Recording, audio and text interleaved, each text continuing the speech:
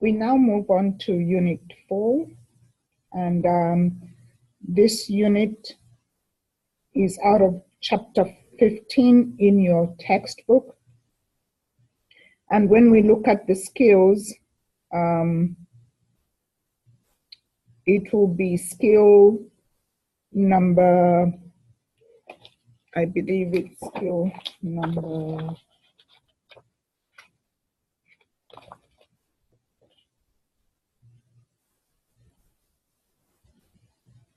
I believe it's skill number 51 or skill number 11, I think.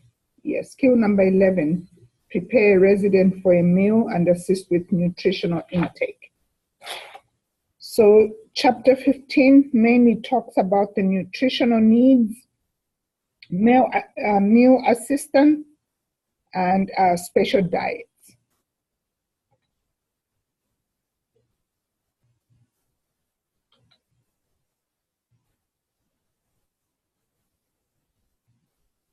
Nutrition basically is how the body uses food and fluids to maintain health.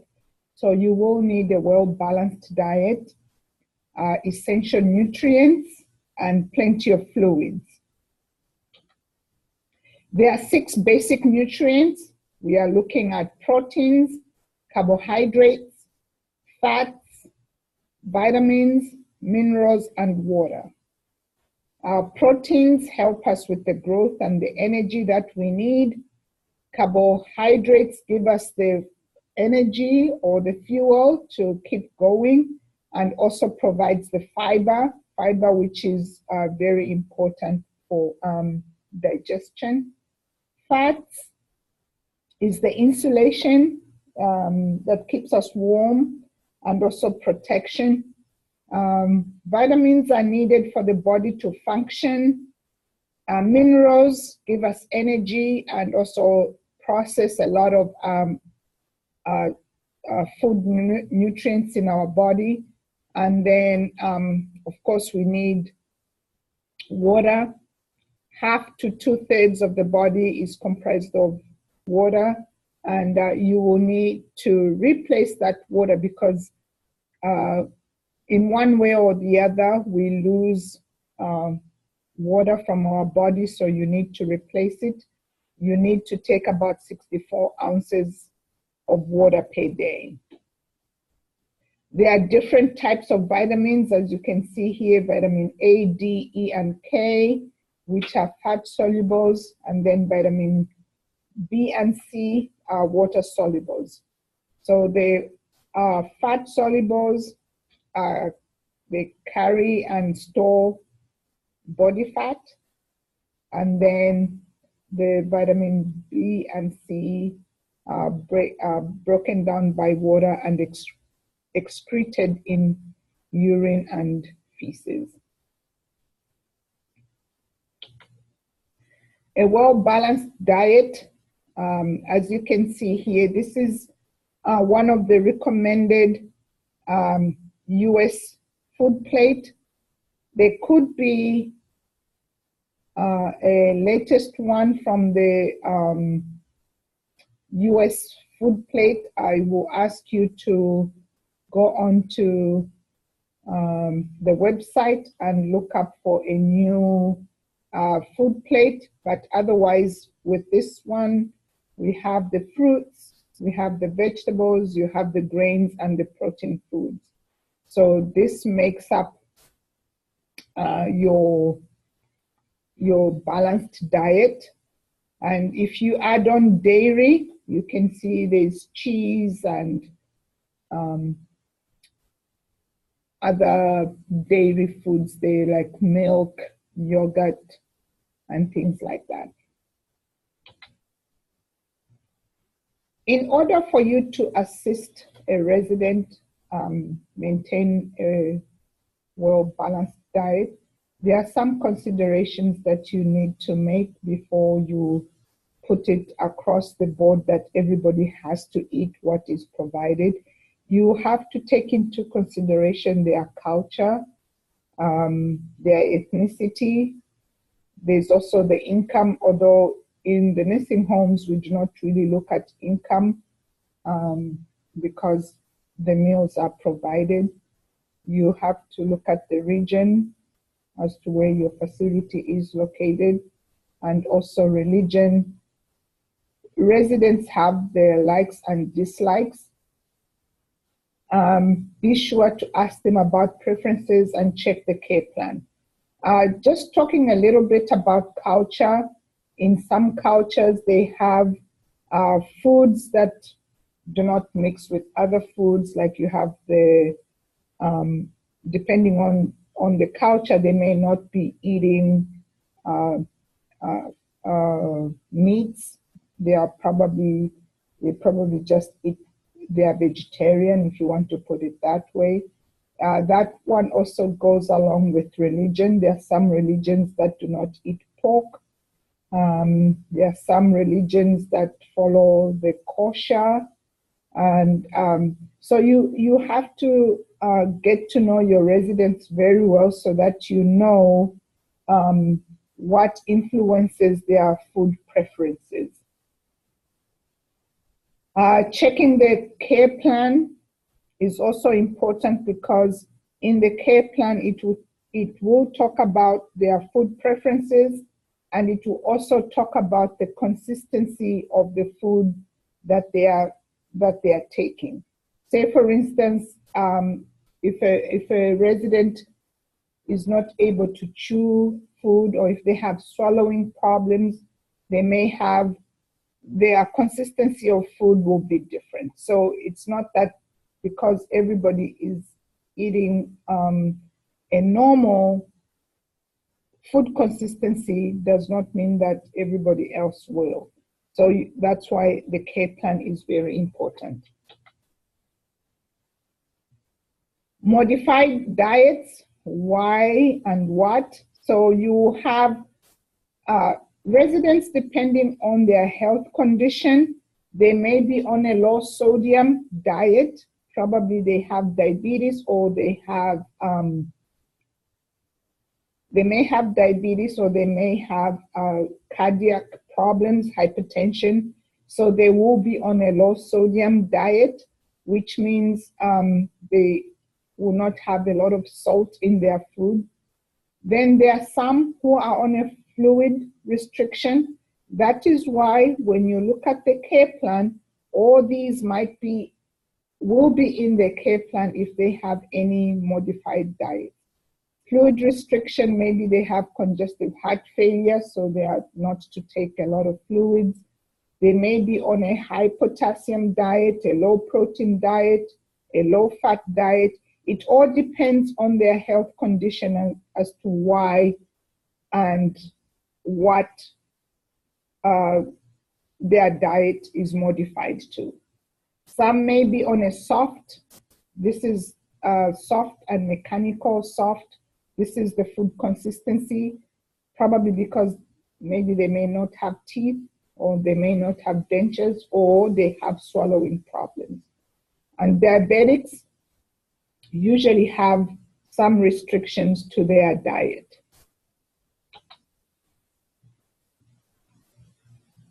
Nutritional problems that arise related to food intake. As people age, their appetite is not that great, so they may want to eat very little, or may not even have any interest in food. Physical can be a contribution because of their physical condition. Emotional, they may be depressed, or they may have received some bad news on that day and they do not really feel like eating. Financial, with the elderly people, usually financial comes in, especially those that are in the nursing homes. They think that they have no money to pay. So when a meal is served in front of them, they'll probably say, well, I do not have money to pay, so I'm not going to eat. So that's where you come in and just let them know that their meals are already paid for. Weakness can contribute to nutritional problems. When somebody feels weak, they may not really want to eat that much because It takes up a lot of their energy. Lack of support when they are lonely, there's no family support. That's why those of us who work in nursing homes should really be a support to the residents so that they can feel they are welcome, they are supported, and they can eat. Cognitive decline, this is usually with persons that have dementia or Alzheimer's. They may not remember that they need to take time to eat. So with cognitively declined persons, you may want to encourage finger foods because they will probably not sit down at a table to eat. So as they are wandering around or walking around, finger foods are very ideal for them. Weight loss, the more you do not eat, you lose weight. So does it happen with the elderly people? So we will have to monitor their weight. Some nursing homes have a policy of weighing residents twice a month just to make sure they're maintaining the weight. And if they are losing weight, it could be a concern that they are not eating well. And that is why during your shift, you are going to document how much Mr. or Mrs. Smith ate for the day. If they ate 25% of their food, or did they eat half of the food that they were served, or did they only eat 75% of it, or did they eat 100%? So you need to keep that record so that in case of weight loss, that's one of the areas that they'll look at is, are they eating well? Other problems that relate to food intake are those ugly smells around. So just make sure that their eating area doesn't smell, the bad odors around. Make sure we get rid of those.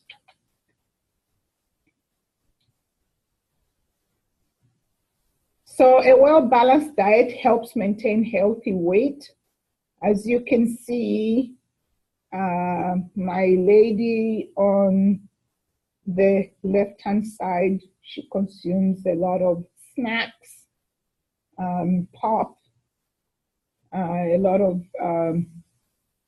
burgers and stuff, and sweet things. And then my lady on the right-hand side, she eats healthy, but at the same time, she exercises and has time to eat. She's not snacking all the time. As a result of that, she maintains a good health and a good weight.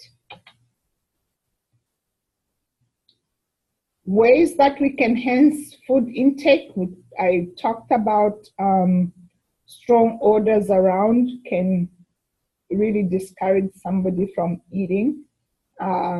But these are some of the ways that you can enhance, especially elderly people, to eat. The look, taste, and smell should be appealing. So a well laid out plate with food well served will encourage a resident to eat. Remove unpleasant odors like I talked about earlier. Close the bathroom door. If they had used the bathroom, make sure you close the doors so that when their meal is served, especially those that will be served in their rooms, the room is not smelling from the bathroom. Positive comments about food being served. Just a word of a positive comment will encourage a resident to eat.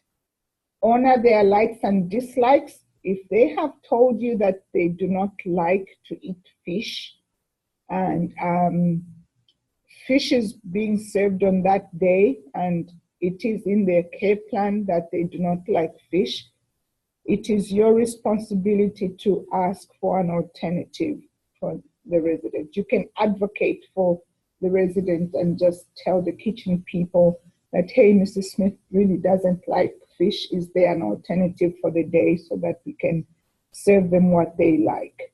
A lot of nursing homes do have an alternative as to what the resident can eat. Offer food choices. Usually there are choices. There may be 2 entrees being served for the day. So have the resident choose what entree they would like. When they are eating, make sure they're in a sitting position. Allow time. Have patience when you're feeding a resident. Don't rush them. If they are eating in their room, probably you may want to distract them from the radio or the TV so that they can concentrate on eating, and converse with residents during mealtime. There are some facilities that allow members of staff to eat with the residents in the dining room, so that way they encourage residents to eat.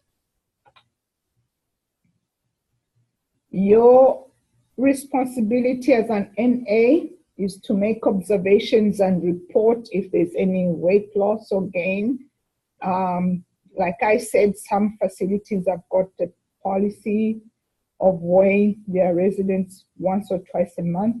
So if there's that difference in the weight, make sure you're reporting that. If there's increased need for assistance, if a resident used to feed themselves and then suddenly they are not able to feed themselves, so make sure you are reporting that. If they are consuming less than 70% of the meal or snack constantly, like on a daily basis, you see that they used to consume maybe more than 75%, and all of a sudden they've dropped to maybe just consuming 25 to 50, make sure you're reporting that. If they have any mouth pain or their dentures are not fitting well, that's why when you are cleaning dentures, remember you have to inspect the dentures to make sure that they are intact and they have got no broken or chipped teeth. If they're having difficulty chewing or swallowing, you have to report that. If they're constantly coughing or showing signs of choking while eating, you have to report that, because they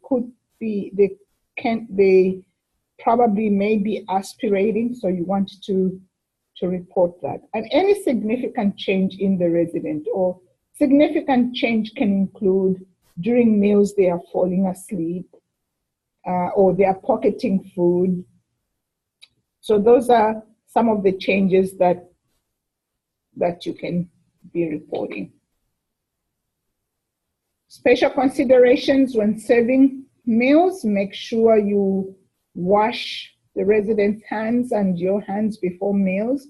Usually you will get the resident to maybe use the bathroom, wash their hands before you head out to the dining room, and you also should wash your hands before meals. Have the resident in a sitting position. I think we talked about that before. Even if they're having a meal in their room and they're bed bound, you can raise them up to a high Fowler's position so that they can be sitting upright in bed and have their meal. Clothing protection. Some residents end up having to use clothing protection because you do not want them to mess up their pretty outfit. But however, you should also consider that with clothing protection, it is a dignity issue. So you may want to offer the clothing protection. And if they say they do not want the clothing protection, do not give it to them. A clothing protection, if you are wondering what a clothing protection is, it's an equivalent of a bib, a baby wearing a bib. So that is what a clothing protection is. Only with the elderly people, we do not call it bibs because it's a dignity issue. We do not want to say, hey, do you want to wear a bib? It's more like you thinking of them as a baby. Foods and liquids. Some of the foods are modified and so are the liquids. So you may see that some elderly, especially if they have a swallowing problem or if they choke or cough, usually because the thin liquids may be causing problems for them. So their liquids are modified to a thickened liquid. A thickened liquid will have a consistency of honey or maybe something a little bit thicker than honey. So that those are called thickened liquids.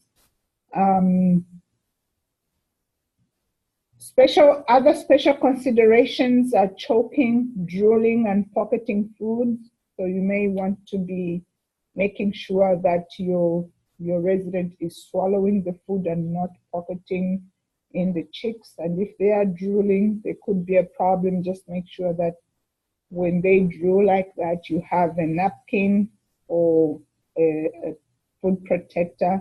And if they are choking, you do not want to continue feeding them. Any of these three, if they are choking, drooling, or pocketing, it's a concern that you need to report, and you may not want to continue feeding them until the nurse makes an assessment. Offer sips of liquids throughout the meal, because probably this is the only time that they'll take liquids is during meal time, so ensure they consume some liquids. Be aware of aspiration risks. If you see that a patient is constantly coughing or tearing up or the change in voice quality, that is a sign of aspiration. So you may want to quickly report to the nurse that something is not right with the resident. Other considerations, like I said, report as soon as possible any signs and symptoms of aspiration. Have residents sit upright for 30 minutes after a meal. Record percentage of food consumed. If residents are not eating that well, please consider offering supplements or snacks in between meals so that they can have some nutrients in them. There are a lot of nutritional supplements, and a lot of facilities now carry those for residents because they know that some residents do not really eat that well during mealtime, so these supplements will help them. So supplements can be in a form of pudding. Some other supplements called Ensure is one of the popular ones because they carry a lot of nutrients, so residents can get the nutrition that they need. For the cold foods, make sure they are cold, and for the hot foods, make sure they are hot. Wash raw fruits and vegetables before serving. Serve foods in a safe and aseptic manner. So you will find that persons that work in the kitchen really maintain a good aseptic environment and a safe environment. So even when we feed residents, we have to keep them safe and feed them in an aseptic manner. So one way for sure is just to wash your hands. That way you know that you are safe and maintaining an aseptic manner.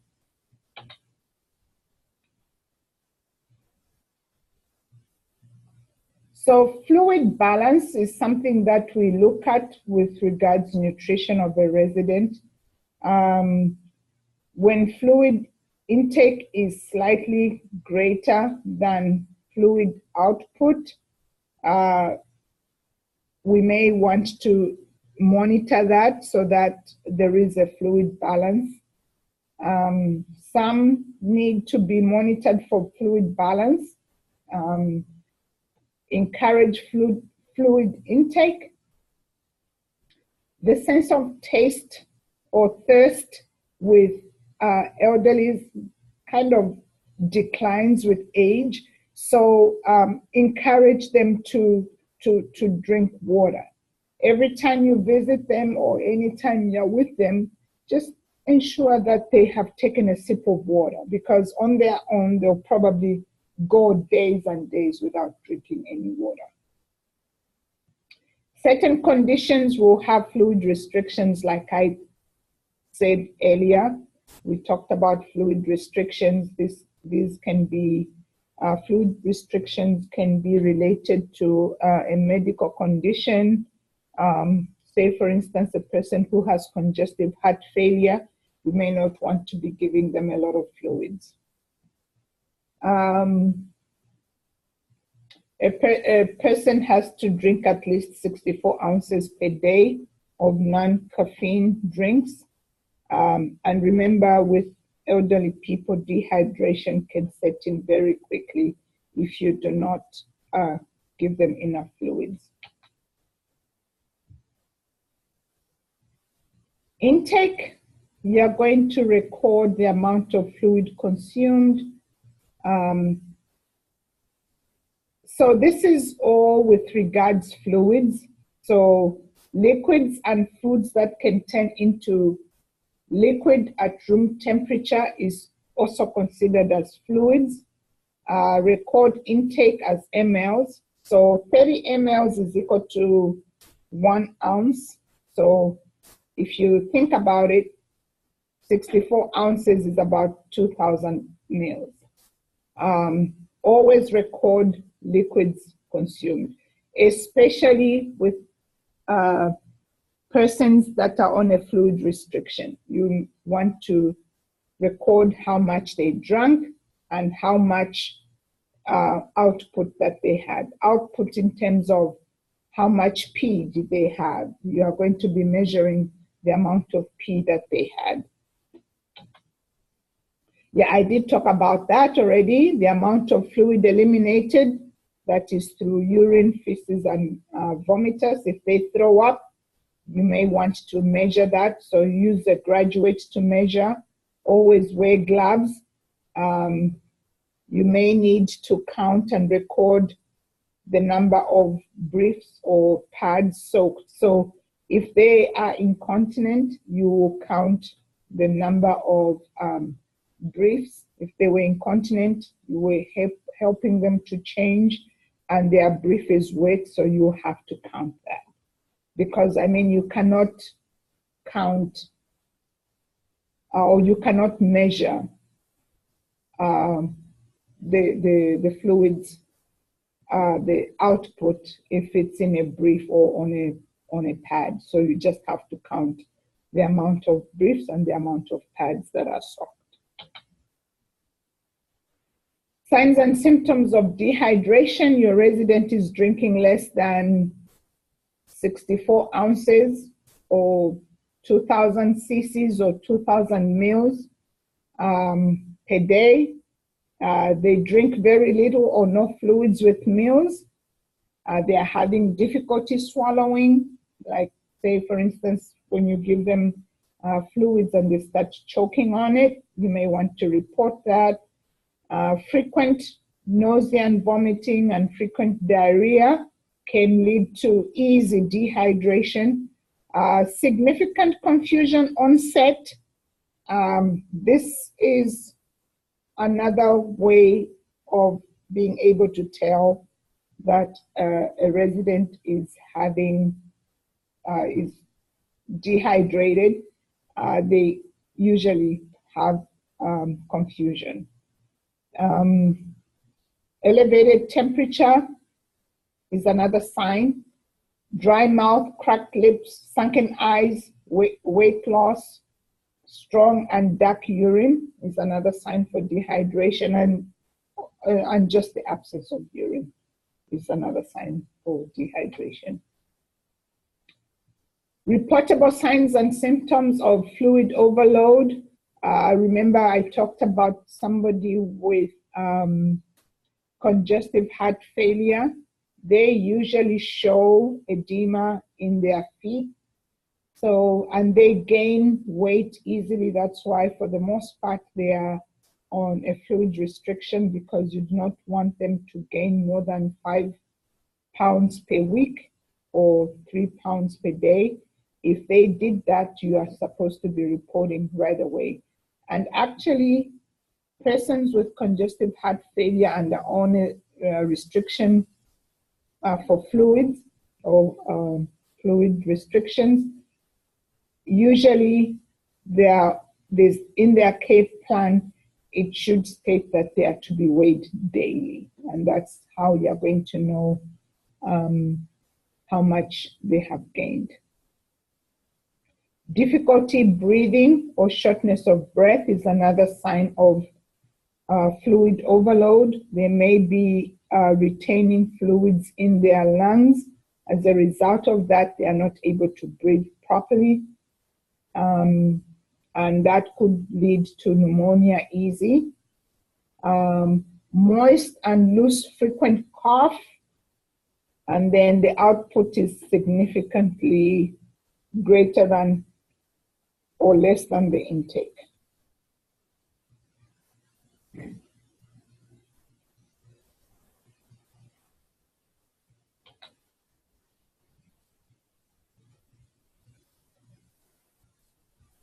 So feeding can have an alternative to persons that are not able to eat and swallow their foods.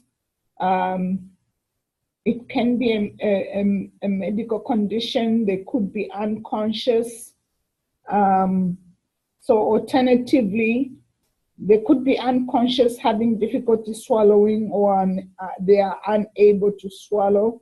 So the alternative method is having them go through a procedure and have a tube feeding inserted in them. So persons with tube feedings, the most important part about tube feedings with you as a nursing assistant, you are going to help position the resident with their head of the bed elevated. Just ensure that when they have a tube, if they are being fed through a tube, that their head of the bed is constantly elevated. If you are going to do CARES for a resident that has got a tube feeding, then you may tell your nurse that you're going to help the resident with CARES. Can you come and shut off the feeding so that then you can help them? You are not to lay flat a person who has tube feedings, and especially while the feedings are running, you are not to lay them flat. Another way you can assist is by assembling equipment. Observe for redness and swelling around the tube insertion site, because usually the tube is inserted right through into their stomach. So that area where the catheter is coming from, or where it has been inserted, sometimes there can be some swelling and redness, so make sure you are reporting that. And if a resident complains of being full or nauseated while they are on a tube feeding, ensure you let the nurse know as soon as possible so that that feeding can be discontinued. I talked about supplements. These are high-calorie beverages between meals and at bedtime. Just ensure that they are consumed at a safe temperature range. Record how much was consumed. And for the most part, residents with supplements, they have in the care plan that they are to take supplements. So if they refuse, just make sure you're reporting that they refuse their supplement for the day or during their shift. Monitor closely if choking or aspiration. If you see any signs and symptoms of aspiration, make sure you're reporting that. Ensure that the beverage is at the correct thickness. So I did talk about thickened liquids. So residents who have an order for thickened liquids, so if you are giving them any supplements, ensure that they are at the consistency of what they are supposed to be taking. So there are thickening powders that your facility may have, or otherwise the beverages are already thickened for them. A resident with thickened liquids should not be served thin liquids because of the risk for aspiration. So here are some of the examples of the consistencies. So there's the nectar thick, nectar thick is similar to tomato juice. Honey thick will be similar to honey consistency. And this one with the honey thick requires you to use a spoon because it's so hard to drink a honey thick liquid. And then pudding thick is almost a semi-solid. And this you can use a spoon for you to spoon should stand in the glass. So when you put in the spoon in the glass in a pudding thick drink, the spoon should be able to stand up straight in the glass. That will show you that that is a pudding thick.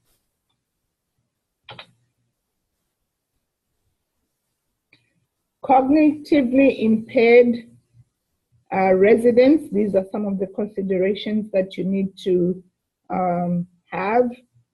Meal routine, make sure you're maintaining a mealtime routine for them, because if you are not going to follow a meal routine, it kind of throws them off. And usually, because with cognitively impaired residents, there's usually some confusion. So do not contribute to the confusion by changing meal times constantly. Step-by-step prompting and cueing, like when you sit down with them to eat, prompt them and cue them so that they can eat. Finger foods, which I spoke about earlier, are ideal for cognitively impaired residents because sometimes they may not actually sit down to eat. They may not sit down to eat like spaghetti, which needs a fork. So finger foods, as long as they are highly nutritious, is encouraged. Small frequent snacks, kind of monitor their mood. If they feel like taking a snack at that particular time, take advantage and give them a snack, and then assist them as needed. End of life considerations, persons that are closer to their end of life. I know family members may worry that their loved one is not eating, but usually individuals who are close to their end of life experiences no hunger or thirst because that's one way the body prepares to die. As an NA, provide comfort care, oral care with moistened swabs. You can use some ice chips just to keep their mouth moistened. Enteral feeding, enteral feeding is food that is being fed through the tube. Remember, I did talk a little bit about tube feedings. So this is the same enteral tube feedings. There are two types. There's the nasogastric, which goes through the nose, and then there's the gastro one that goes just directly to the stomach. The reasons for this is I did talk about the person being unconscious Sometimes they are going through surgery. They may have had a stroke, or they have cancer, maybe cancer of the mouth, and they cannot eat. And then there are some persons that are just malnourished, and we would like to give them some nutrition. So they'll end up with a feeding tube or with an enteral tube for their feedings. And then if they probably suffered a head or neck trauma and we want to maintain their nutritional needs, they'll end up with an enteral feeding. There are two types of feedings that goes on with persons with enteral tubes. One is continuous, which means they've got food, the formula that goes through the feeding tube is continuous, and there are some that are intermittent. They have more like mealtime. They'll have maybe at 7 in the morning for an hour, then they'll have another feeding at noon, and then another feeding at night. So you're going to report, and you always have to be very observant with persons who have got tube feedings. If they are having any nausea and vomiting, if they tell you they feel constantly full, if they're having any pain or discomfort, or if they are coughing, you want to report that immediately. Some of the formulas that are used for tube feeding can cause diarrhea, so make sure you're reporting that, especially when they just gotten to being fed through the tube. Sometimes that formula may not really sit well with them, so they'll probably, during the early days of having a tube, they may have diarrhea. If there's any redness or swelling or any drainage around the tube site, if they're on a continuous feeding and then the container that has the formula in it is empty or nearly empty, just go tell the nurse that, hey, that feeding going on in Mrs. So-and-so is about to finish, or it's empty. If there's any tension or kinking in the tube or any kind of obstruction, the head of the bed should always be at 30 to 90 degrees high. Never put a person who is on a tube feeding laying flat, because they may easily aspirate. If it's a nasal gastric tube, just make sure you're cleaning the nose and lubricating the nose area, because that catheter that goes through the nose can create some irritation to the skin around the nose and can easily cause skin breakdown. So that was your food and nutrition. And this marks the end of chapter 15, unit 4, chapter 15. So I'll see you again in unit 5. Thank you.